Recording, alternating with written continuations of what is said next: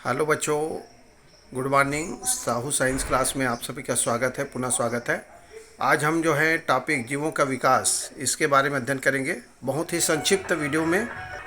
हाँ, जीवों का विकास किस प्रकार से हुआ, तो अभी जैसे वर्तमान में अगर देखा जाए तो यहाँ पर मनुष्य है, बंदर है, हाथी है, ऐसे कई प्राणी पाए जाते हैं तो जो पहले नहीं थे। अब पहले नहीं थे इसका मतलब क्या है, हमारे पृथ्वी पर खुदाई के वैज्ञानिकों ने तो वहाँ पर कुछ अवशेष मिला जीवों का, और उसके आधार पर यह अनुमान लगाए कि वो जो अवशेष है अभी के नहीं है बल्कि बहुत पूर्व का है, कई लाखों वर्ष पूर्व का है। और उसी अवशेष के आधार पर यह हमको पता चला कि वो जो जीव थे बहुत विशाल थे, बहुत ही विशालकाय जीव थे, और कुछ छोटे जीव भी थे, कुछ स्तनधारी और कई प्रकार के दो पैर से चलने वाले, उड़ने वाले भी थे।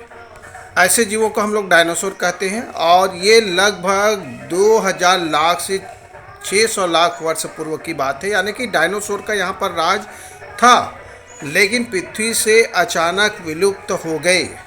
विलुप्त होने का मुख्य कारण था यहाँ पृथ्वी पर कुछ एस्टेरॉयड या धूमकेतु टकरा गए, और टकराने के कारण ही ये डायनासोर यानी बड़ी जो प्रजातियाँ थी, जो छोटी प्रजातियाँ थी डायनासोर का, वो विलुप्त हो गया।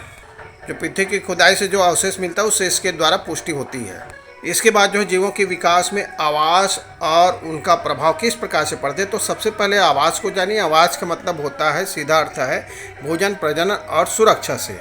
तो जहाँ पर जंतुओं को भोजन, प्रजनन और सुरक्षा के लिए ऐसा माहौल मिलता है, वहीं पर वो जीव जंतु विकसित होते हैं। जैसे उदाहरण के लिए अक्सर हम लोग लेते हैं, 9th क्लास में भी इसको पढ़ चुके, काली मछली के बारे में पढ़ते ही, अलग प्रजाति की मछली है ना, जो अपने प्रजाति में थे लेकिन बाद में दूसरी जगह चले गए, वहाँ के माहौल में ढल गए और वो अनुकूलित हो गए।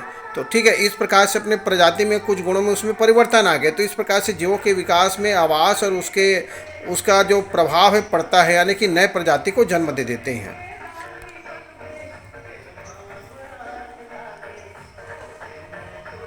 इसके बाद जो है बीगल का सफ़र और डार्विन का अनुभव। तो बीगल क्या है, एक प्रकार का पानी जहाज है, और उसमें डार्विन जो वैज्ञानिक उन्होंने सफ़र किया था, और ये आज से लगभग 200 वर्ष पूर्व की बात है। तो डार्विन ने कई जगहों का उन्होंने क्या किया, अलग अलग देशों का भ्रमण किया जहाज़ के माध्यम से, और डार्विन ने जो अवलोकन किया उसमें सबसे पहले दक्षिण अमेरिका में गए, और वहाँ पर उन्होंने पानी, जंगल और पहाड़ों पर तरह तरह के जीव देखे, और जीवों का उन्होंने एक प्रकार से जो वहाँ पर संघर्ष था जीने के लिए, जो जीव जंतु एक दूसरे के ऊपर संघर्ष कर रहे थे, है ना, उसको उन्होंने देखा कि किस प्रकार से भौगोलिक जरूरत के अनुसार कुछ जो जीव होते ढल जाते हैं और वही बचते हैं, बाकी जीव का अस्तित्व समाप्त हो जाता है। दूसरा उन्होंने देखा पूर्व के जीव और वर्तमान के जीव में भिन्नता और कुछ में समानता। तीसरा उन्होंने देखा जो गलापागोस जो द्वीप था, वहाँ के जो टापू थे, उस टापू पर उन्होंने क्रेटा, छिपकली, पक्षी, कछुए और वर्मी, जिसको हम आर्माडिलो के नाम से जानते हैं, ऐसे प्रजाति वाले जीवों को वहाँ पर उन्होंने देखा। इसके बाद जो है विविधता, तथ्य और प्रमाण। तो जीवों में विविधता होती है, उसके क्या प्रमाण है, तो सबसे पहले तो हम दक्षिण अमेरिका के जो गलापागोस द्वीप है वहाँ पर अगर जाएंगे तो वहाँ पर वर्मी का जीवाश्म है, उसको हमको देखने को मिलेगा। वहाँ पर जीवाश्म मिला है, वैज्ञानिकों ने पुष्टि किया है, और उस जीवाश्म का जो आकार था बहुत बड़ा था, जबकि अभी के जो वर्मी मिले हैं उस वर्मी का जो आकार है वो छोटा है। तो समय के अनुसार वर्मी में बदलाव निश्चित रूप से हुआ होगा। दूसरा, फिन जाति के पक्षी के बारे में उन्होंने जानने का प्रयास किया। ऐसा पक्षी जो हमारे देश के गौरैया पक्षी से मिलती जुलती है। तो उन्होंने क्या किया, अलग अलग टापू पर फ्रिंज के चोंच और पंख जो अलग अलग थे उसको उन्होंने देखा, और ये जो भिन्नता थी वो परिवेश के कारण आई है। तो ऐसे गुणों को हम लोग सजाती लक्षण या होमोलोगस के नाम से जानते हैं, यानी कि सजाती लक्षण ऐसा लक्षण जीवों का जिसमें पूर्वज एक होंगे, उसकी संरचना एक जैसी होगी और उसका कार्य अलग अलग होगा, है ना, उसको कहा जाता है समजाति लक्षण। जो फ्रिंज जाति के पक्षी में मिला, उसकी चोंच, उसके पंख के रंग जो अलग अलग थे, चोंच अलग अलग प्रकार का था लेकिन प्रजाति एक ही था, लेकिन बाद में उसमें उसको गुणों में कुछ अंतर आ गया। ठीक है, उसका कार्य अलग अलग था, चोंच एक ही लेकिन कार्य अलग अलग, कुछ कठोर चीज़ों को खाने वाले, कुछ नरम चीज़ों को खाने वाले। तो इस प्रकार से अंतर आए, तो वो सजाती लक्षण है जो एक ही पूर्वज से आए हैं, और संरचना बस उसकी एक ही लेकिन कार्य अलग अलग है। इसके बाद दूसरा जो है सममिति लक्षण, इसको एनोलोगस कैरेक्टर कहते हैं, और इसमें जो पूर्वज होंगे अलग अलग होंगे, उसका संरचना अलग अलग होगा, कार्य समान होता है। जैसे मनुष्य छछूंदर, अगर उसका मनुष्य का हाथ देखेंगे, छछूंदर का पैर है ना, तो दोनों का कार्य जो होता है समान होता है, लेकिन जीव दोनों अलग अलग है, अलग अलग प्रजाति के। इसके बाद है चयन और विकास।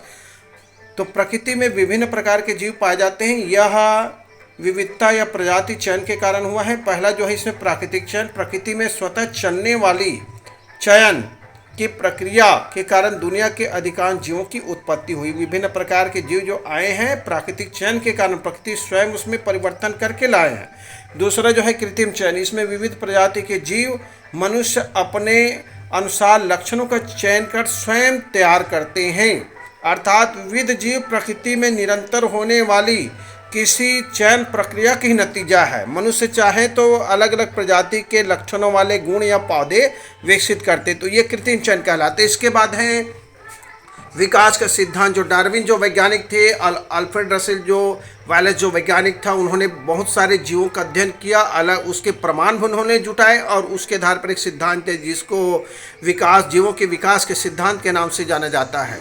तो पहला पॉइंट इसमें है कि जीव जो होते हैं कोई परिवेश में ढल करके अगर जी जाते हैं, अनुकूलित हो जाते हैं, तो ऐसे जीव का अस्तित्व बना रहता है, लेकिन उसकी प्रजाति में कुछ परिवर्तन आ जाता है, वही नई प्रजाति के हमको आगे भविष्य में दिखाई देता है। दूसरा है पहले प्रजाति से ही नई प्रजाति बनते हैं, नई प्रजाति सीधी नहीं आती, कोई नया प्रजाति का जीव दिख रहा है तो वो अपने पूर्वजों से ही आया है। तीसरा है एक समान पूर्वज से ही विविध जीव उत्पन्न हुए हैं।